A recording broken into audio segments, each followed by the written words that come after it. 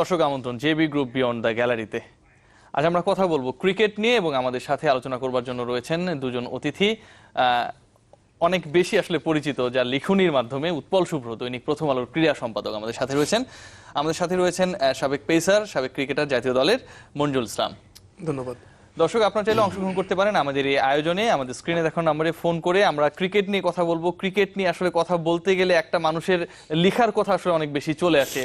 যারা রেগুলার প্রথম আলো পড়েন কিংবা উৎপল শুভ্র কেন্দ্রিক যাদের একটা আলাদা ধরনের টান রয়েছে, সেই উৎপল শুভ্র আজকে আমাদের সাথে রয়েছেন এবং আজকে তার জন্মদিন। 10 জানুয়ারি উৎপল শুভ্রের জন্মদিন। চ্যানেল 24 এর পক্ষ থেকে শুভ্রতা আপনাকে জন্মদিনের শুভেচ্ছা। ধন্যবাদ। এই হাটে হারিয়ে এটা আসলে ফেসবুকের কারণে এখন তো গোপন রাখার কিছু নাই, জন্মদিন সবাই জেনে যায়। আসলে জন্মদিন তো ছোটবেলায় আনন্দের বিষয়। একটা বয়সে গিয়ে আসলে জন্মদিন কে যেন একটা বলছিলেন, একটা অন্য মানুষের কথা আমার নামে চালিয়ে দেওয়া যায়। সেটা হচ্ছে যে এখন আসলে শেষের দিকে আরেক ধাপ আগানো। তো জন্মদিন ঠিক আনন্দের না বেদনার, মানে কি আরেকটা বছর গেল জীবন, টেনশন বেড়ে যায় প্রতি জন্মদিনে। টেনশন বাড়ে না, কিন্তু আসলে তো সত্যিকার অর্থে যারা আমরা মানে আমাদের বয়সে যারা আছে তারা তো আসলে পিছনে যতটুকু রেখে আসছি সামনে তার অনেক কম সময়। রাইট। তো ন্যাচারালি একটা জন্মদিন মানে হচ্ছে বিষাদ করে ফেললাম অনুষ্ঠানটা। তবে এক একটা বছর চলে যাওয়ার পরে কিন্তু এই যে ফিরে দেখায় কিন্তু আসলে অনেকভাবে সমৃদ্ধ করে একজন মানুষ। সেটা তো জীবনে কোনো নিজেকেও সমৃদ্ধ করে, সমাজকেও সমৃদ্ধ করে। আপনি যদি মানে অনুতাপ খুঁজতে চান, অনুশোচনা খুঁজতে চান, তো মানুষের জীবনে প্রতিদিনই আছে, প্রতি বছরই আছে। আর আপনি যদি চান প্রতিটা বেঁচে থাকাটাই অভিজ্ঞতা একটা। কাজেই আর ক্রীড়া সাংবাদিকতা করি, খেলা নিয়ে জীবন, জাস্ট গ্রেটফুল। যে ছোটবেলার জন্মদিনগুলোতে কি আসলে কখনো ভাবছিলেন যে মানে আজকের এই জন্মদিনে যখন একজন ক্রীড়া সম্পাদক হিসেবে প্রথম আলোয় কাজ করেন কিংবা ক্রীড়া সাংবাদিক হিসেবে আসলে নিজেকে যে জায়গায় নিয়ে গেছেন, যদি আপনার মিডিয়ার কথা বাদ দিই, পত্রিকার কথা বাদ দিই, ব্যক্তি উৎপল শুভ্র তো আসলে অনেক বেশি পপুলার তার লেখার জন্য, তার লিখনের জন্য। তো এই জায়গাটা নিয়ে আসলে কখনো ছোটবেলার জন্মদিনগুলোতে কখনো ভাবনা কাজ করেছিল? না, আমাদের ছোটবেলার জন্মদিনটা আসলে খুব যে এখন যে জন্মদিন আমাদের বাচ্চাদের যেভাবে করা হয় ঠিক সেভাবে তো আসলে আমাদের করা হতো না। ডেফিনেটলি না, সমাজ কালচারটা, হ্যাঁ, ওইভাবে কালচারটা এটা ছিল না। বাবা মা হয়তো উইশ করতেন। আর আমার খুব একটা মজার ব্যাপার আছে, আমাদের 3 ভাই বোন, আমরা 3 ভাই বোনের আসলে জন্মদিন পালিত হয় বাংলা তারিখ অনুযায়ী। আচ্ছা। তো বাংলা তারিখ আমার জন্য 25শে পৌষ জন্মদিন। এটা খুঁজে পরে বের করতে হয়েছে যে 10ই জানুয়ারি হয়। তো মজাটা হতো যে মাঝখানে যেটা হলো বাংলাদেশের বাংলা পঞ্জিকাটা বদল হয়ে গেল। তো আমার দুষ্টামি করে আমার বন্ধুরা বলতো আমার 2টা জন্মদিন, মানে বাংলাদেশের বেশিরভাগ মানুষের 2-3টা জন্মদিন থাকে। আমারটা অন্য ঘটনা, সেটা হচ্ছে একটা পত্রিকার জন্মদিন, পত্রিকার যে তারিখটা ফলো করা হয়। পঞ্জিকাতে কিন্তু এখনো পুরনো পঞ্জিকা এই তারিখটাই ব্যবহার হয়। যে কারণে আমার পত্রিকার জন্মদিন হতো একটা, পঞ্জিকার জন্মদিন হতো একটা। এখন দুটো মিলিয়ে ইংরেজিতে করার কারণে এটা থেকে আসলে আপনি আনলাকি বলতে হবে যে 2টা জন্মদিন থাকা কিন্তু আসলে বিশাল একটা লাখের ব্যাপার। সুব্রতা সেই জায়গায় নেই। আমরা বলছিলাম শুরুতেই যে আসলে আজকে আমরা কথা বলবো ক্রিকেট নিয়ে। ক্রিকেট নিয়ে কথা বলতে গেলে আসলে সাম্প্রতিক সময় আমরা খুব ভালো কিছু বলতে পারি না, কারণ বাংলাদেশের ক্রিকেটের পারফরমেন্সটা এই মুহূর্তে খুব একটা ভালো না। অ্যাওয়ে ট্যুরে রয়েছে নিউজিল্যান্ডে বাংলাদেশ, টি20তে, ওয়ানডেতে হোয়াইট ওয়াশ হয়েছে, সামনে টেস্ট মিশন। প্রথম টেস্ট ওয়েলিংটনে, সেখানে রয়েছেন আমাদের প্রতিনিধি রেদওয়ান শোয়েব। তিনি সবশেষ যে রিপোর্টটি করেছেন আমরা সেটি দেখে আমাদের মূল আলোচনায় যাব। ঐতিহ্যবাহী বেসিন রিজার্ভের বিস্তীর্ণ মাঠে শুধু স্পিনার মেহেদী হাসান আর সহকারী কোচ রিচার্ড হেলসেল। বিদেশের মাটিতে প্রথম টেস্ট খেলার অপেক্ষায় ইংল্যান্ডের বিপক্ষে জয়ের নায়ক এ তরুণ তুর্কি। আর একজন তরুণ মাঠের কোনায় ফিজিও ডিন কনওয়ের সাথে ব্যস্ত সময় পার করছেন, তিনি মোস্তাফিজুর রহমান। প্রথম টেস্ট স্কোয়াডে না থাকলেও শেষ টেস্টের জন্য নিজেকে প্রস্তুত করছেন কাটার মাস্টার। বাকি ক্রিকেটাররা বেসিন রিজার্ভের খাঁচার মতো নেটে অনুশীলনরত। উৎফুল্ল পেসাররা আরও নির্দিষ্ট করে বললে তাসকিন আহমেদ। ওয়েলিংটন টেস্টে ডেবিউ হচ্ছে এই পেসারের, তা নিশ্চিত। আমি যে কটাই ইন্টারন্যাশনাল ম্যাচ খেলেছি লাস্ট 3 বছরে, দেখা যেত ওয়ানডে সিরিজ বা টি20 সিরিজ শেষ হলে সবসময় আমি চলে যেতাম। তো এবার আসলে আল্লাহর রহমতে থাকার সৌভাগ্য হয়েছে। তো যদি আমি মানে সুযোগ হয় আমি আমার সেরাটা দিব এবং আমার একটা স্বপ্ন পূরণ হতে যাচ্ছে বলে আমি আশা করছি। শুধু অভিষেকই বড় কথা নয়, ধরে রাখতে চান ধারাবাহিকতা, থিতু হতে চান সাদা পোশাকে। একটা টেস্ট খেলেই বন্ধ হয়ে যাওয়া এটা কোনো না, চ্যালেঞ্জটা এটাই যে যাতে সামনের সুযোগ পাই, কনসিস্টেন্টলি খেলতে পারি। গতি তো বটেই, লাইন লেন্থের দিকেও নজর রাখতে হবে পেসারদের, কেননা চেনা পরিচিত কন্ডিশনে পেস খেলে অভ্যস্ত কিউ ক্রিকেটাররা। এরা পেস বলটা খুব ভালোই খেলে, কারণ এরা সবসময় ভালো খেলে অভ্যস্ত পেসের এগেনস্টে। তো এদের সাথে মানে কনসিস্টেন্টলি লাইন লেন্থ, এবং যেহেতু আমি ফাস্ট বোলার অবশ্যই অ্যাগ্রেসিভ থাকতেই হবে, কিন্তু সেই সাথে আমার লাইন লেন্থ, সুইং ওগুলোর দিকেও একটু মনোযোগী হতে হবে। পেসারদের জন্য বেসিন রিজার্ভের 22 গজের জমিনটা স্বর্গ হলেও বিপাকে পড়বেন ব্যাটসম্যানরা। বেসিন রিজার্ভে নিউজিল্যান্ডের পরিসংখ্যান খুব একটা সমৃদ্ধ না হলেও বাংলাদেশের প্রতিপক্ষ শুধু স্বাগতিকরাই নয়, বাতাসও। কেননা নিউজিল্যান্ডের প্রথম আর পৃথিবীর তৃতীয় বাতাসবহুল শহর এই Wellington. Ridwan Shoaib, channel 24, Basin Reserve, New Zealand. Manju ভাই, মোটামুটি আসলে পেইসের কথাই শুনছি যে কন্ডিশনটা পেইসার তাসকিনের একটা অভিষেকের কথা আসছে, আবার বাতাসের পেইসের কথা বলা হচ্ছে। সবকিছু মিলে আসলে এই যে পেইস নিয়ে এত আলোচনা, বাংলাদেশ আসলে কতটুকু কনসিস্টেন্টলি এই জিনিসটাকে কাজে লাগাতে পারবে? কারণ এখন পর্যন্ত কিন্তু যে কন্ডিশনে বাংলাদেশ খেলছে, পেইসাররা খুব যে বেশি সফল হতে পেরেছে তা না, এক নাম্বার। দ্বিতীয়ত হচ্ছে তাসকিন আহমেদ টেস্ট ডেবুর অপেক্ষায় রয়েছেন, কিন্তু তাসকিনের কিন্তু আসলে আমরা প্রথম শ্রেণীর ক্রিকেটে কিংবা হচ্ছে লঙ্গার ভার্সনে কিন্তু একটা ঘাটতি রয়েছে।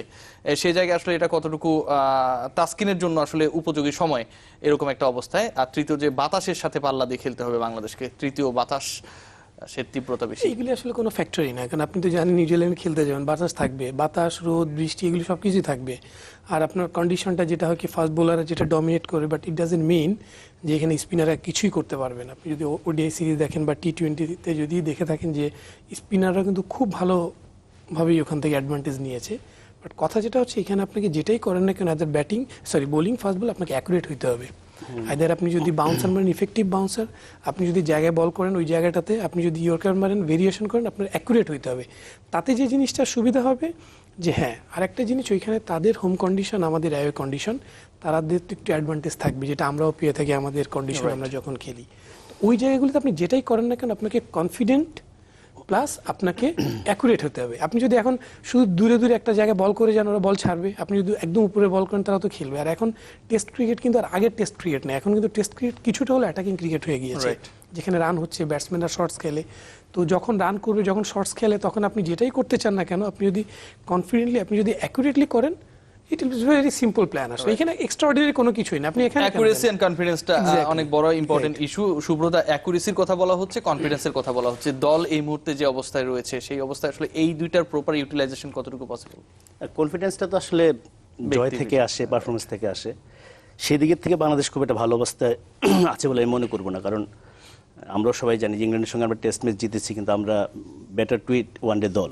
টি-20তে হয়তো আমরা অতটা বলবো না এখনো, টেস্টের তুলনায় আমরা ওয়ানডেতে অনেক ভালো দল। সেখানে ওয়ানডেতে আমরা হোয়াইট ওয়াশ হয়েছি, টি-20 হেরেছি।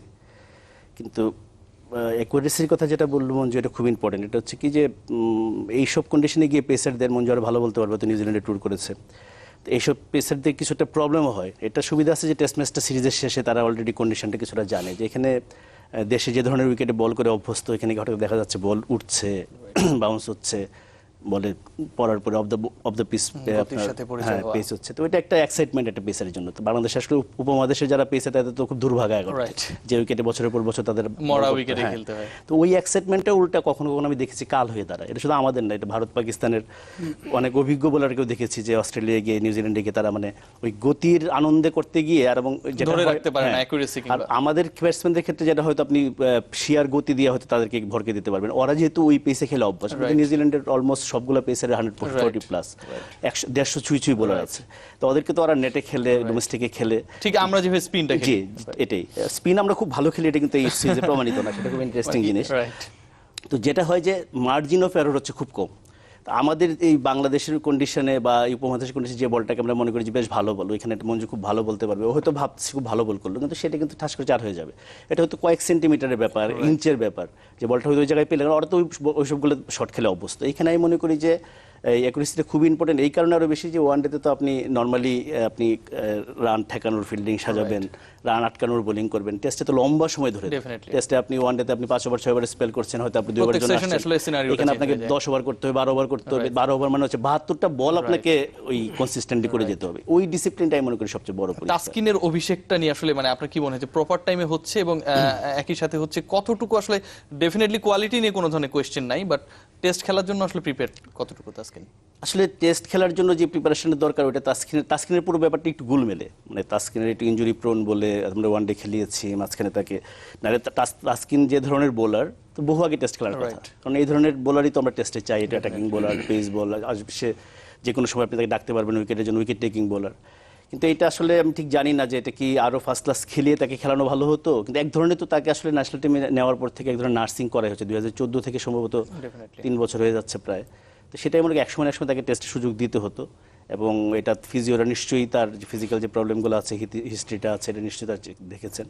আমি এক্সাইটেড সত্যি কথা বলে, তাসকিনের মতো একটা বোলার টেস্ট ম্যাচে অভিষেক হচ্ছে। সত্যিকার হয় কি যে মানে কিছু বোলার হয় কাজ চালানোর বোলার থাকে, আর কিছু বোলার থাকে যাদের দেখার জন্য আপনি উঠবেন। তো তাসকিন ডেফিনেটলি ওই জায়গায় পড়ে। মুস্তাফিজকে খুব মিস করবো, আমি মনে করি মুস্তাফিজ থাকলে এটা অনেক এক্সাইটিং, অনেক কিছু হতে পারে। মানে হিসাচে বোলার যে আপনি মানে যেটা হয় আর কি, আপনি হয়তো খুব একটু হেলান খেলা দেখছিলেন, মুস্তাফিজ আসলে আপনি উঠে বসবেন কি হয়। তো মুস্তাফিজ উইল বি ডেফিনেটলি, আমি মনে করি যে বড় চট্টগ্রাম টেস্টে আমরা দেখেছিলাম যে মুস্তাফিজ আসলে অসাধারণ একটা স্পেল করেছিল।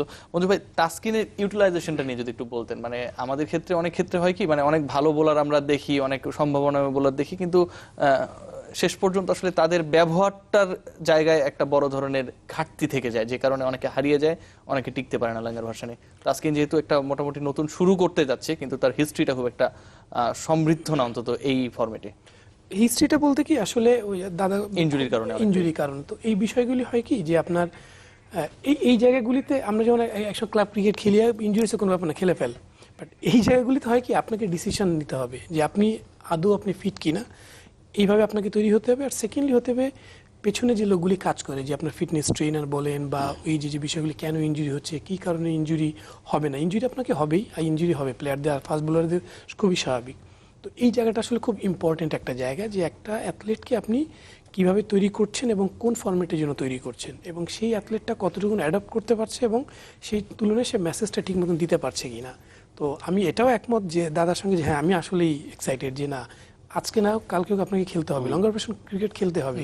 আর যে যত যাই বলুক না কেন, পার্সোনালি আমার কাছে যেটা মনে হয়, বল করতে করতে ফাস্ট বোলাররা ফিট হয়, বল করতে করতে ফাস্ট বোলাররা গতি শিখে, সুইং শিখে। তো টেস্ট ক্রিকেট এমনই একটা জায়গা যেখানে আপনাকে সব ধরনের অ্যাজ এ, ওই যে দাদা যেটা বললেন যে উঠে বসে দেখার যদি কোনো ফাস্ট বোলার হয়, তাকে এই সব কিছু থাকতে হবেই, যে একটা না শুধু স্লোয়ার মারলেন তাতে ইজ নট লাইক দ্যাট। উঠে বসে যদি সাপোর্টারকে যদি দেখতে হয় কোন অ্যাথলেটকে, তাকে আপনার প্রিপেয়ার হইতে হবে এবং তাকে ইন্ডিভিজুয়ালি বলেন তাকে ফিট হইতে হবে। আপনার টেস্টে ফিট না হয়ে কোনো উপায় নেই, নো আদার অপশন। কারণ আপনাকে 3-4 স্পেলে বল করতে হবে, এমন তার মধ্যে একটা স্পেল হবে কি আপনাকে ওই অপোনেন্টকে একদম শেষ করে দিবে, 5 উইকেট স্পেল শেষ, টিম খেলা শেষ। তো এই জায়গাগুলিতে আসলে তাসকিনেরও কিছুটা ভূমিকা থাকতে হবে, যে না আমি আসলে একই সাথে ক্যাপ্টেন্সির একটা বড় রোল ডেফিনেটলি থাকবে। আজকে যেটা ইন্টারভিউটা দেখলাম তাতে মনে হয়েছে যে না ও কনফিডেন্ট। এক্স্যাক্টলি, তো এই জায়গাটাই আসলে খুব ইম্পর্টেন্ট। আমাদের সাথে একজন দর্শক রয়েছেন। দর্শক, আপনার নাম জানিয়ে প্রশ্ন অথবা মতামত জানান। হ্যালো, আসসালামু আলাইকুম। ওয়ালাইকুম আসসালাম, শুনছি। জি, আমি শাহিদ বলছি। আমার প্রশ্ন হচ্ছে দুইটা। প্রথম প্রশ্ন হচ্ছে, এই নিউজিল্যান্ড সিরিজে আমাদের যে ব্যর্থতা, এটার জন্য আসলে জবাবদিহিটা করতে হবে কাকে, বা এই বিষয়ে বিসিবির কি দায়িত্ব থাকা উচিত, এই টিম ম্যানেজমেন্টের যে ব্যর্থতা সেটা। আর দ্বিতীয় প্রশ্নটা উৎপল দার কাছে, সেটা হচ্ছে এখন তো কোল প্যাক চুক্তির মাধ্যমে আমরা দেখতেছি অনেক প্লেয়ার মানে এক দেশ থেকে আরেক দেশে শিফট হচ্ছে। তো বাংলাদেশের প্রেক্ষাপটে এটা কি সম্ভব না? তাহলে তো মনে হয় ভালোই হয়। সুব্রতার কাছে প্রশ্ন, দ্বিতীয় প্রশ্ন, আমি দ্বিতীয় প্রশ্নটা আগে নিতে চাই। কলপ্যাক তো ন্যাশনাল টিম ছেড়ে গিয়ে তার এক ধরনের নিজের প্রফেশনাল ইয়ের মতো ফ্রিল্যান্সারের মতো হয়ে যাচ্ছে, যেটা অলরেডি ওয়েস্ট ইন্ডিজে আপনি যদি বলেন যে কন্ট্রাক্ট সাইন না করে তারা খেলছে, এটা হচ্ছে অন্য একটা জিনিস। এটার সঙ্গে বাংলাদেশের অ্যাডভান্টেজ নেওয়া আমি মনে করি খুব একটা কিছু নেই। আর প্রথম পয়েন্ট যে উনি কি এটা বলেন ঠিক পরিষ্কার, প্রথম বিষয়টি যেটি বলার চেষ্টা করেছেন যে বাংলাদেশের যে পারফরমেন্স, এটাতে আসলে বোর্ডের দায়বদ্ধতা কতটুকু, জবাবদিহিতার আওতায় আসলে কাদের আনা উচিত? এই প্রশ্নের জন্য আসলে একটা পুরো আলাদা অনুষ্ঠান দরকার, মানে কম হয়ে যাবে আমার মনে হয়। হ্যাঁ, না জবাবদিহিতা তো অবশ্যই বোর্ডের। মানে এখন এই জিনিসটা হচ্ছে আপনার, আমরা মিডিয়ার লোক হিসাবে ও সাবেক খেলোয়াড় হিসাবে, সাধারণ যারা ক্রিকেটামোদী দর্শক সমর্থক, তাদের জবাব দিতে থাকবে বোর্ডের কাছে। বোর্ড এটা বুঝবে তার জবাব দিতে শিখিয়েছে কার কাছে চাইবে। মানে একটা অফিসে কি হয়, একটা অফিসে কোনো একটা প্রবলেম হলে সেটা তো পুরো অফিসকেই সেই দায় নিতে হবে। অফিসের ভিতরে তখন তারা সেটা চেইন অফ কমান্ড সেই দায়টা নিবে। এটা বোর্ড দেখবে, বোর্ড টিম ম্যানেজমেন্ট ঠিকভাবে কাজ করছে কিনা, টিম ম্যানেজমেন্ট দেখবে তার টিমের সবাই ঠিকমতো কাজ করছে কিনা। তো এইখানে প্রশ্নটা উনি করেছেন, এই কথাটা আমি যে উত্তরটা দিলাম খুব সরলীকরণ উত্তর হয়ে গেল। এটা উনিও জানেন প্রশ্নটা কেন করেছেন, আমি এটা বুঝতে পেরেছি। এবং এটা আসলে এটা খুব সিরিয়াস কোশ্চেন এই ধরনের বাংলাদেশের এই মুহূর্তের ক্রিকেটে। কারণ কে যে কার কাছে দায়বদ্ধ, কে যে কার কাছে জবাবদিহি করবে, এই চিত্রগুলো পরিষ্কার না। ধরেন আমাদের এই সিরিজ যদি আমরা বলি যে সিলেকশন নিয়ে আমাদের কিছু কোশ্চেন আছে, আমরা যদি মনে করি যে সিলেকশন, কোনো প্লেয়ারের সিলেকশন নিয়ে আমরা কোশ্চেন আছে, বা টিমের 11 নিয়ে আমাদের কোশ্চেন আছে, আমরা শিওর না যে আমরা কার কাছেই জবাব দিয়ে দিতে চাইবো। কারণ এটা কি আমি যেটা এর আগেও আপনাদের এই অনুষ্ঠানে বলেছি যে আমাদের সিলেকশন কমিটিটা ভেঙে চুরে এরকম একটা গণভোটের আকার দেওয়া হয়েছে। কিন্তু সুব্রত, এইখানে আমার একটু ডিবেট আছে। সিলেকশন কমিটিটাকে মোটামুটি ভেঙে চুরে একটা নতুন একটা আকার দেওয়া হয়েছে, কিন্তু আলটিমেটলি নতুন আকার দেওয়ার পরও কিন্তু সিলেকশন কমিটি আসলে যে সিলেক্ট করছে বা ক্যাপ্টেন কোচ করছে সেটা কিন্তু আমরা দেখছি না। আমরা কিন্তু দেখেছিলাম যে আসলে টি-20-র আগেই একদিন আগে দলটা আমরা পেয়ে গেছিলাম এবং সেই দলটি খেলেছে। সিলেকশনের রোলটা কি তাহলে? এই চেঞ্জটা এনে লাভটা কি হলো? চেঞ্জটা লাভ আপনি আশা করেছিলেন, এই জন্য আমি মনে অবাক হচ্ছে। এটা চেঞ্জে লাভ আসার কোনো কারণই নাই। চেঞ্জ আসার পরে যেটা হওয়ার কথা সেটাই হচ্ছে। আমি ওটাই বলছিলাম যে সিলেকশন কমিটি কেন সারা পৃথিবীতে কেন 3-4 লোক করা হয় এবং সেই লোকগুলোকে কেন ইন্ডিপেন্ডেন্ট করা হয়? বাইরে কি বহু লোক ক্রিকেট বোঝে না? আপনি তো ক্রিকেট নিয়ে তো আলোচনা করছি, আমরা ক্রিকেট বুঝি না, মঞ্জু কি ক্রিকেট বোঝে না? কিন্তু যখন সিলেক্টর করা হবে, সিলেক্টর শুড বি ইন্ডিপেন্ডেন্ট, এই কারণে সে যেন স্বাধীন চিন্তা ভাবনা করে স্বাধীন সিলেকশন করতে পারে। ভুল হতে পারে, কিন্তু তার চিন্তা করার সময় যেন কখনো মনে না হয় যে অমুক ভাই কি বলবে, তমুক ভাই কি বলবে, অমুক ভাইয়ের প্লেয়ার আছে, তখন তার চিন্তা ভাবনাগুলো টিমে খেলে, হ্যাঁ, তখন তার চিন্তা ভাবনাগুলো ক্লাউডেড হয়ে যাবে। সে নিজেও ভুল করবে এবং কিছু হবে বায়াসড ভুল, কিছু হবে ভুলের জন্য ভুল। আমার যেটা পয়েন্ট হচ্ছে যে এখন যদি সিলেকশন কমিটির সিলেকশন নিয়ে আমি কোশ্চেন তুলতে চাই, আমি মিনহাজুল আবেদিনকে কোশ্চেন করার খুব একটা কারণ দেখি না, আমি হাবিবুল বাসাকে কোশ্চেন করার খুব একটা কারণ দেখি না, আমি শিপনকে কারণ দেখি না, আমি ঠিক শিওর না যে এটা তাদের টিম কিনা। এখানে তাদের অবদান কতটুকু, হাতুরু সিংহের কতটুকু। আরেকটা জিনিস কি, ধরেন বাংলাদেশ ক্রিকেট টিম আপনি 15 জন 16 জন সিলেক্ট করবেন, 11 জন 12 জন 13 জন তো অলমোস্ট যেটা হয়, বেশিরভাগ টুরিস্ট সিলেকশনটা হয় আপনার 2 জন কি 3 জন 4 জন, আনলেস একটা সিভিয়ার একটা ইনজুরি হলো বা অন্য কোনো ঘটনা না ঘটলো। ফাইনালি তো কোশ্চেন আপনার 2-3টা ছেলেকে নিয়ে, এবং সেই ছেলেগুলোর ইন্ডাকশন কখন হবে, হয়তো কোয়ালিটিও আছে, ওইখানে একটা বড় প্রশ্ন। যে আমরা তানভীরকে নিয়ে গেলাম, যে নামটা বলেই ফেললাম, তানভীর বোধহয় সবচেয়ে আলোচিত চরিত্র এই সিরিজের।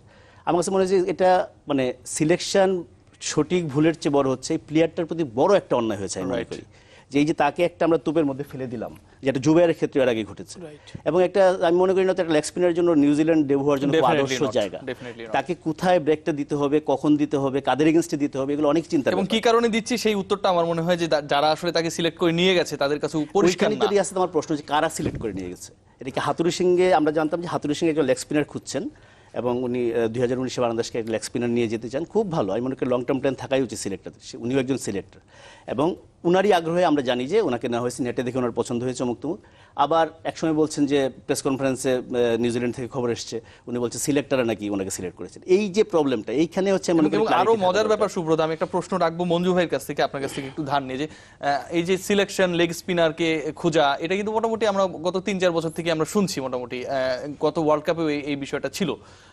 সে জায়গায় আমরা জুবাইর লিখনকে একসময় দেখলাম, এখন আমরা তানভীরের কথা শুনছি। জুবাইর কিন্তু জাতীয় লিগে মাত্র একটা ম্যাচ খেলার সুযোগ পেয়েছে, ঢাকা মেট্রো তাকে সুযোগই দেয়নি বাকি ম্যাচগুলো খেলতে। তো সেই জায়গা থেকে আসলে বোর্ড একটা পরিকল্পনা করছে, কোচ একটা পরিকল্পনা করছে, আবার আপনি ডোমেস্টিকের সুযোগই পাচ্ছেন না, আপনি কিভাবে গড়ে উঠবেন?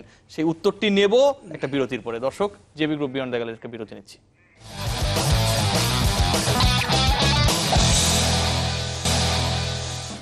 আবার আমন্ত্রণ জেবি গ্রুপ বিয়ন্ড দ্য গ্যালারিতে। আমরা কথা বলছি এলোমেলো ক্রিকেট নিয়ে। আমাদের সাথে রয়েছেন উৎপল শুভ্র এবং মঞ্জুরুল ইসলাম, একজন প্রখ্যাত ক্রীড়া সাংবাদিক এবং আরেকজন আমাদের জাতীয় দলের সাবেক পেসার। আমি একটা প্রশ্ন রেখে গেছিলাম মঞ্জু ভাই আপনার কাছে, যে আসলে আমরা অনেক বড় প্ল্যান করছি, অনেক লেগ স্পিনার খোঁজার চেষ্টা করছি, অনেক পাইপলাইন সমৃদ্ধ করার চেষ্টা করছি, স্পেসিফিক ইউনিটটা নিয়ে আমরা আসলে কতটুকু কাজ করছি। জুবাইর লিখন আমরা দেখেছি প্রিমিয়ার লিগে ম্যাচ পায় না, এবং পরবর্তীতে এবার জাতীয় লিগে জুবাইর লিখন ঢাকা মেট্রোর হয়ে একটা ম্যাচ খেলার সুযোগ পেয়েছিলেন। সেই জায়গায় ন্যাশনাল টিম আশা করছে যে তারা অনেক লেগ স্পিনার তৈরি করবে ইন ফিউচারে।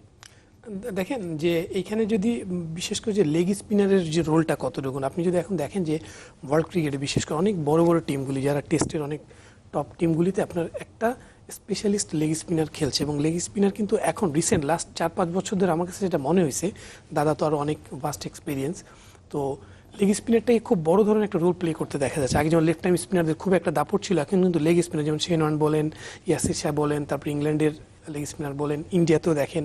তো সেই ক্ষেত্রে আমাদেরও যেমন this is not bad plan, but আমার কথা যেটা হচ্ছে যে রিক্রুটমেন্টটা যেটা হচ্ছে যে আমরা যে অ্যাথলেটটাকে নিচ্ছি, যে লেগ স্পিনারটাকে নিচ্ছি, সে কেমন কতটুকু ইফেক্টিভ এবং কোন জায়গাটাতে ইফেক্টিভ এবং কোন কন্ডিশনে কত ইফেক্টিভ হবে। আর সর্বত যেহেতু আমরা নিউজিল্যান্ডে খেলছি, তবে আমি যেটা টেস্ট ক্রিকেট আমার কাছে যেটা মনে হয় এক্সপিরিয়েন্স খুব বড় একটা রোল প্লে করে। তো এখানে যদি জুবাইর লিখন যে ছেলেটা, সে কিন্তু আপনার পরীক্ষিত একজন লেগ স্পিনার, ও কিন্তু অনেক অনেক লেগ স্পিনারের ক্ষেত্রে বলছি, রাইট আর্ম লেগ স্পিনারের ক্ষেত্রে সে কিন্তু অনেক এক্সপিরিয়েন্স, ভাস্ট এক্সপিরিয়েন্স। তো অ্যাকচুয়ালি ওর অবস্থানটা কি এখন বর্তমানে আমি জানি না, যেটা আপনি যেটা বললেন আদৌ কি সে ইনজুর্ড কিনা, বা সে কিন্তু টেস্টে অনেক ভালো ক্রিকেট খেলেছে, ইন্ডিয়ার মতো টিমের সঙ্গে খুব ভালো আমরা বিরতিতে যেটা বলছিলাম যে বিরাট কোহলির মতো ব্যাটসম্যানকে সে out না করেছে। ইনজুট না, আসলে ঢাকা মেট্রো আগ্রহী না তার তো ব্যাপারে। আমার কথা হয় কি যে একটা ছেলে ন্যাশনাল টিমে খেলবে, ঢাকা মেট্রো আগ্রহী না, কি কারণে? কারণটা মানে কি? বোর্ডের কন্ট্রোলটা কোন জায়গায়? আমার প্রশ্ন হচ্ছে মানে বোর্ড কি সেটাই করে? তো, একটা জাতীয় লীগ তো একটা বোর্ডের অ্যাথলেট কিন্তু শোনেন একটা অ্যাসেট। আমি কিন্তু আগে ফিক্সড ডিপোজিটের মতো একটা টাকা কোন ব্যাংকে রাখলে 10 টাকায় 12 টাকা দিবে না 13 টাকা দিবে, আমি ডেফিনেটলি যেখানে 13 টাকা দিবে আমি সেফ অ্যান্ড সিকিউর জায়গায় রাখবো। তো এই অ্যাথলেটগুলিকে যদি আপনি প্রপার যদি মেনটেন করতে না পারেন তো দুঃখ হবে তানভীরের জন্য। Is a good leg spinner এবং ভালো ব্যাটিংও করে, কিন্তু সিচুয়েশনটা বুঝতে হবে কোন জায়গাটা, তার এক্সপিরিয়েন্স আদৌ আছে কিনা। আমরা যেটা শঙ্কা করছি যে তাসকিনের আগে লঙ্গার ভার্সন ক্রিকেট খেলেনি, তো এইখানে সে কি করবে? তো এই শঙ্কার জায়গাগুলিতে কিন্তু test cricket is not easy, specially আমি বোলিং ডিপার্টমেন্টের কথা বলছি। আপনাকে এখানে এক্সপিরিয়েন্স হইতে হবে, আপনাকে জানতে হবে, বুঝতে হবে। তো জুবাইর লিখন কিন্তু একটা অ্যাসেট, ওকে যদি ওর যে এক্সপিরিয়েন্সটা ওইটার সাথে যদি নিউজিল্যান্ডের কন্ডিশনটা যদি অ্যাড হতো তাহলে হয়তো কি ওর জন্য ভালো হতো, অ্যাজ ওয়েল অ্যাজ টিমের জন্য ভালো হতো।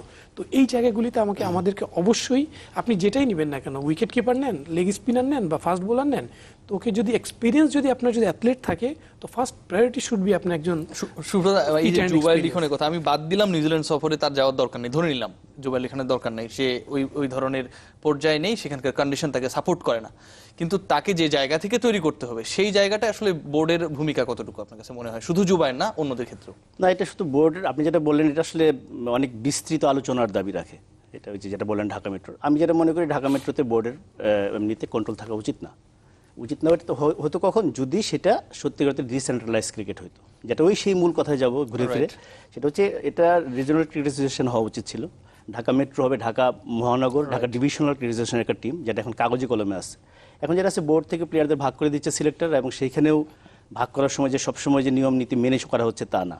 তো ওইখানে আপনার একটা সুনির্দিষ্ট একটা থাকবে যে সিঁড়ির মতো, যে একটা ছেলে প্রথম তার জেলা টিমে খেলবে, তারপরে সে ধাপে ধাপে বিভাগীয় একটা দলে পর্যায়ে যাওয়ার আসবে। চেষ্টা করবে। জিনিসটা এরকম হলে তখন এটা ওই বোর্ড ওই অ্যাসোসিয়েশনের আলাদা সিলেকশন কমিটি Right. থাকবে। এগুলো কোনোটাই রকেট সায়েন্স না, Right. এগুলো আমার ভেবে বের করাও না, সারা পৃথিবী এইভাবে চলে। প্রতিটা সিজনের যখন আলাদা সিলেকশন কমিটি থাকবে, selection committee will be liable to the selection association, যে এই প্লেয়ারটা কেন নেই, যে জবাবদিহিতার জায়গা, যে পাঠক যে দর্শক একজন ফোন করে বললেন, ওইটা হচ্ছে ইম্পর্টেন্ট। প্রতিটা ক্ষেত্রে যাকে আপনি যে দায়িত্ব দেন, ওই যে জবাবদিহিতাটা খুব ইম্পর্টেন্ট, যে আপনি কি করছেন, কেন এটা হলো না, কেন এটা হচ্ছে, এই জিনিসগুলো খুব ইম্পর্টেন্ট, এবং সেগুলো প্রতিটা জিনিসই চেইন অফ কমান্ড মানা দরকার। সেই জিনিসগুলো একদম ভেঙে চলে একাকার হয়ে গেছে। আর জুবাইরের ক্ষেত্রে যদি বলেন, আমি বলবো যে দ্য ওয়ে হি স্টার্টেড, জিম্বাবুয়ের সঙ্গে স্টার্ট করলো, তারপরে ইন্ডিয়ার সঙ্গে, একটা লেগ স্পিনার ইন্টারন্যাশনাল ক্রিকেটের চেয়ে ভালো স্টার্ট করা খুব ডিফিকাল্ট। আছে দুই একটা উদাহরণ, কিন্তু খুব ডিফিকাল্ট। আমরা শেরওয়ানের গল্প জানি যে শুরুতে কি করেছিলেন। তো সেইখান থেকে সেই ছেলেটা হঠাৎ করে, এটা আমরা জানলাম যে হাতুড়ি সিংয়ের প্লেয়ার, যদিও আমাদের সিলেক্টরে কিন্তু তাকে ফার্স্ট পিক করেছিল। এবং আমি জানি সিলেক্টরদের খুব ফারুকের নেতৃত্বে যে সিলেকশন কমিটিটা ছিল, দুজন এখনো আছেন, তো তারা লিখনকে নিয়ে যে প্ল্যানটা করেছিল আমি মনে করি খুবই ভালো ছিল, যে কখন তাকে ব্রেক দেওয়া হবে। জিম্বাবুয়ের সঙ্গে ব্রেক দেওয়া হলো তাকে, তারপর জিম্বাবুয়ের সঙ্গে খেলানো হলো, খুব ইম্পর্টেন্ট কনফিডেন্সের জন্য। সে তখন আমরা শুনলাম যে উনি হচ্ছে কোচের পছন্দের প্লেয়ারও, সিলেক্টর তাকে চায় না, ওই ছেলেটাকে মাঝখানে দাঁড় করে দেওয়া হলো।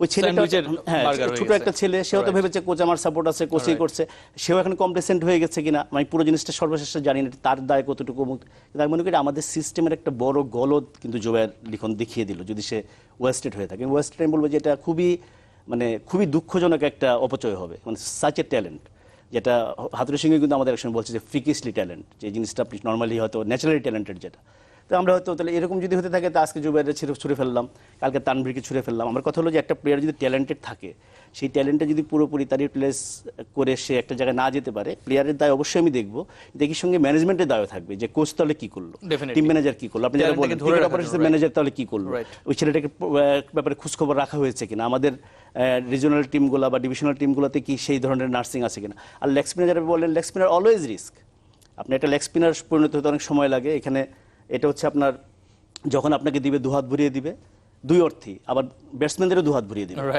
মানে এটা পুরো জিনিসটা একটা, আপনি যেটা বললেন যে এটা তো সহজে পাওয়ার বিষয় না, গ্যাম্বলিং এর মতো অনেকটা। সুব্রতা, একটু লিঙ্ক করতে চাই, আপনি ট্যালেন্টের কথা বলছেন, মুস্তাফিজকে নিয়ে একটা সংকট চলছে, আমরা বিভিন্ন মাধ্যমে শুনেছি, আপনারও জানা থাকা উচিত যে নিউজিল্যান্ডে আসলে মুস্তাফিজ খুব একটা ভালো অবস্থায় নেই, যতটুকু না ইনজুট তার থেকে কিছুটা হচ্ছে মেন্টাল প্রেশারের মধ্যে আছে। নাজমুল হাসান সম্প্রতি একটা সাক্ষাৎকারে দাবি করেছেন অনেকটা এরকম, যে আসলে মুস্তাফিজ খেলুক, একটা গ্রুপ চায় না। এটা আসলে কি একই ধরনের একটা প্রেশার ক্রিয়েট করছে কিনা আরেকটা ট্যালেন্টের উপরে অন্যভাবে? মানে এর থেকে বিস্ময়কর কথা আমি জীবনে শুনিনি। মানে ওই একটা গ্রুপ তাকে চাচ্ছে না খেলুক, এটার কথা বলছি না আমি, যে বোর্ড সভাপতি এই ধরনের একটা কথা বলছেন পাবলিকলি, আমি এর চেয়ে বিস্ময়কর কথা ক্রিকেট ইতিহাসে কখনো শুনিনি এবং ভবিষ্যতে শুনবো কিনা আমার সন্দেহ আছে। এটা যদি এটা হয়ে থাকে তাহলে খুব দুঃখজনক, আমি এই ধরনের কিছু শুনিনি আমার রিপোর্টারের কাছ থেকে। আর দ্বিতীয় কথা হচ্ছে যদি এটা হয়ে থাকে তাহলে বোর্ড প্রেসিডেন্ট এটা পাবলিকলি কেন বলবেন? এটা ওনার কাজ হচ্ছে টিমের সঙ্গে অ্যাড্রেস করা। আর দ্বিতীয় কথা হচ্ছে যে ট্যুরে আপনি 21 জন 22 জন 23 জন প্লেয়ার নিয়ে যাবেন, this is bound to happen. এটা কখনো মুস্তাফিজ হতে পারে, কখনো মঞ্জু হতে পারে, কখনো আমি হতে পারি, কখনো হতে পারে। একটা কথা আছে স্পোর্টসে যে, আচ্ছা আপনি আমাকে বলেন, ইংল্যান্ড, অস্ট্রেলিয়া, নিউজিল্যান্ড ওদের কি বাংলাদেশে 30 জন প্লেয়ার নিয়ে আসার ক্ষমতা নাই? অনেক বেশি আছে। ওদের কি টাকা নাই? ওরা কেন আসে না? অস্ট্রেলিয়ায় কেন আপনার 14 জনের টিম নিয়ে টেস্ট খেলার খালি ডিসিপ্লিন না, আপনার যখনই বেশি মানুষ হবে তখনই আপনার গ্রুপ হবে, যখনই বেশি মানুষ হবে too many shoulders to cry on. আজকে আমি টিমেতে বাদ পড়ছেন, ওর কাঁধের মাথা রেখে আমি কাঁদবো, ওর সঙ্গে আমি গুজগুজ করবো। এবং অস্ট্রেলিয়াতে বা ইংল্যান্ডে যখন খেলা হয় আপনি দেখবেন ওদের হোম খেলাতে 14 জন 15 জনের টিম করার পরে যখন 11টা হয়, ওরা এরকম আছে যে 11 জন রেখে সাবস্টিটিউট ফিল্ডার নেয় লোকাল একজনের কাছ থেকে, বাকি 3 জন তাদেরকে খেলতে পাঠায়। আর আমাদের ন্যাশনাল লিগ চলছে, আমাদের খেলা চলছে, আমরা 22 জন 23 জনের একটা বহন নিয়ে দেশে দেশ ঘুরে বেড়াচ্ছি। এই ট্যুরে যদি মানে মারামারিও হয়, এবং এরকম হতে পারে অবাক করার মতো আসলে কিছু হবে না। প্রেসিডেন্ট যদি আমাদের জানিয়ে দেন সেটা ভিন্ন কথা। টিমের মধ্যে অনেক কিছুই হয়, ড্রেসিং রুমে সব তো আমরা জানিও না, সব জানা আমার মনে করি উচিত না। বোর্ড প্রেসিডেন্ট যদি এভাবে জানাতে থাকেন তাহলে আমরা জানবো, কিন্তু যদি মারামারিও হয় তাতেও আমি বিস্মিত হব না। 22 জন ইজ এ ক্রাউড, এটা crowd, this is not a cricket team. 22 জন আছে, এর বাইরেও অনেক আলোচনা আছে, সেটা আমরা আসবো। তবে টিমটাকে কতটুকু সুখী মনে হচ্ছে মঞ্জু ভাই এখন পর্যন্ত? টিম যখন রেজাল্ট করে না তখন তো এই ধরনের সবসময় অসুখী মনে হবে, টিম যখন রেজাল্ট করবে অসুখী টিমটাকেও তো সুখী মনে হবে। তবে হ্যাঁ, এটা ঠিক যে টিমের ইন্টারনাল ড্রেসিং রুমের বাইরে আসলে কখনোই আমাদের আসলে জানা উচিত না, বা এটাই হবে সব থেকে বড় চ্যালেঞ্জ যে আপনি একটা টিমে প্রবলেম হবেই, আপনি যখন মানে মানুষ থাকবেন। আপনি আমরা মাশরাফির ক্যাপ্টেন্সি নিয়েও কিন্তু এক ধরনের বক্তব্য শুনেছি যে মাশরাফি থাকছেন না, ঘোষণা দিবেন না। আলটিমেটলি যেটা আবার দেখলাম যে না, সে তো রিটায়ার করছে না, যে তো সবকিছু মিলিয়ে এই বিষয়গুলি নিয়ে আসলে না, যে মানে আমার কাছে মনে হয় না যে প্রফেশনাল অ্যাটিটিউড। টিম রেজাল্ট করছে না, কোন ব্যাটসম্যান রান করতে পারছে না, আমার মেইন ব্যাটসম্যানগুলি কেন রান করতে পারছে না, আমার বোলাররা কেন, তার থেকে যদি আমরা এইগুলি নিয়ে যদি বেশি আলাপ আলোচনায় চলে আসি তো এর থেকে বেশি রেজাল্ট। মাশরাফির আলোচনাটাই বা কেন আসছে সুব্রতা? মাশরাফি তো নিজেই আলোচনায় নাই, মাশরাফি তো নিজে নেই। আপনি আসলে আমাদের কোথায় নিয়ে যেতে চাচ্ছেন শুনতে চাই। আমি একটা জিনিস বলি, তামিমের আমি একটু পজিটিভ দিক, আমরা খুব শেষ পর্যায়ে এই কন্ট্রোভার্সিতে না গিয়ে, মানে এটা তো খুবই, এই জিনিসটা তো কন্ট্রোভার্সি। এখন বোর্ড প্রেসিডেন্ট উনি নিজে যদি আমাদের খবরের খোরাক দেন, বিতর্কের খোরাক দেন, তাহলে আমি কি বলবো? নর্মালি কি হয়, বাইরে বিতর্ক হয়, নানা কারণ হয়, বোর্ড প্রেসিডেন্ট এগুলো সামলাবেন, ওনার কথা থেকেই বিতর্কগুলো তৈরি হচ্ছে। কাজে এখানে তো আসতেছে একদম টপ থেকে। এটা আমার উনি নিশ্চয়ই ক্রিকেট বুঝেন, উনি নিশ্চয়ই খেলা বুঝেন, উনি নিশ্চয়ই কীভাবে মিডিয়ার সঙ্গে কথা বলবে বুঝেন। আমার এখানে ওনাকে উপদেশ দেওয়ার মতো ধৃষ্টতা নাই, কিন্তু এগুলো হচ্ছে, এটা দুঃখজনক। আমি তামিমের একটা কথা থেকে বলবো, তামিম বোধহয় থার্ড T20 বা সেকেন্ড T20 আগে বলেছে, যেমন মঞ্জু নিউজিল্যান্ড ট্যুর করেছে, আমি এর আগে 3টা ট্যুরে গিয়েছিলাম। তো আমি কিন্তু পজিটিভ দেখি এই জায়গায় যে দেখেন আজকে নিউজিল্যান্ডে গিয়ে আমরা টানা হারছি বলে আমাদের মন খারাপ, আমরা বলছি খুব খারাপ করছে, মুখ করছে। আমরা কিন্তু এর আগে 2001-এ গিয়েছি, 8-এ গিয়েছি, 7-8-এ ছিল সিরিজটা, 2010-এ গিয়েছি। আমরা কিন্তু হেরেছে বলে একটু মন খারাপ করিনি, আমরা জানতামই হারবে। এবং সেকেন্ড হচ্ছে যে কখনোই, একমাত্র ক্রাইস্টচার্চে একটা ম্যাচ মনে পড়ে আমার, 2010-এ ইমরুল সেঞ্চুরি করেছিল, সাকিব 4 উইকেট নিয়েছিল। ওইটা একটা সময় মনে হয়েছিল হ্যাঁ বাংলাদেশ জিতলেও জিততে পারে, আর কখনো এটা বিশ্বাস করেন মনেই হয়নি। তো এখানে কিন্তু প্রতিটা ম্যাচেই কখনো না কখনো মনে হয়েছে হ্যাঁ হয়েও যেতে পারে। ডেফিনেটলি আমি মনে করি এটা ইমপ্রুভমেন্ট, কারণ New Zealand is not easy place to play cricket. আমরা আশা করব যে টেস্টে হোক না হোক অন্তত কম্পিটিশনের এই যে ধারাবাহিকতা সেটা থাকবে। মঞ্জু ভাই আপনাকে ধন্যবাদ, সুব্রতা আপনাকে অসংখ্য ধন্যবাদ, দর্শক আপনারও ধন্যবাদ আমাদের সাথে অংশগ্রহণ করবার জন্য। আমাদের আলোচনায় JB group beyond the gallery আজকের আয়োজন এখানেই শেষ করছি।